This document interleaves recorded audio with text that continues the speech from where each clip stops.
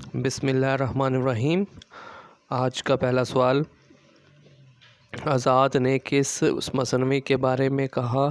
کیا اسے 100 برس آگے والی باتیں سنائی دیتی تھیں؟ وہی گفتگو آج ہم بول رہے ہیں۔ تو اس کا جواب ہے سیر البیان۔ شبلی کے نزدیک مصنوعی کا پہلا شاعر کون ہے؟ جواب ہے رودکی۔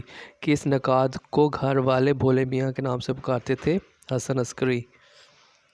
گولکنڈہ میں ادبی سفر کس بادشاہ کے عہد سے شروع ہوا؟ ابراہیم قطب شاہ۔ جوش کو شاعر انقلاب کب اور کس نے کہا؟ عبدالرزاق ملیح آبادی۔ 1938 میں اپنے اخبار ہند میں کہا۔ شبلی نعمانی تنقید میں کس وجہ سے افراط و تفریط کے شکار ہو جاتے تھے؟ جذباتیت کی وجہ سے۔ کھرے لہجے کا شیریں سخن کسے کہا گیا؟ غلام محمد قاصر۔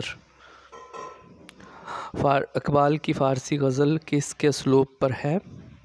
حافظ شیرازی۔ جدیدیت کی فکری بنیادوں میں کس فلسفے کا خاص کردار ہے؟ وجودیت۔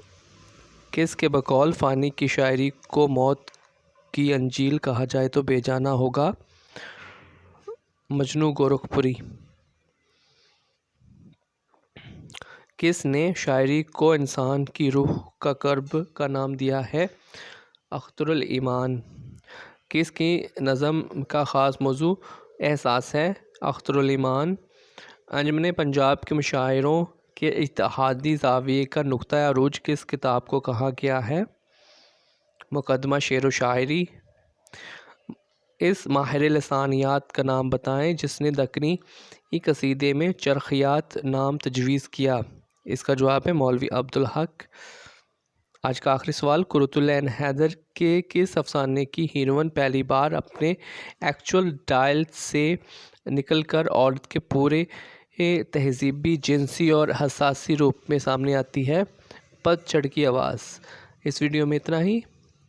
مزید ویڈیوز دیکھنے اور سننے کے لیے اس چینل کو سبسکرائب کریں۔ اللہ تعالیٰ آپ کا حامی و ناصر ہو۔ اللہ حافظ۔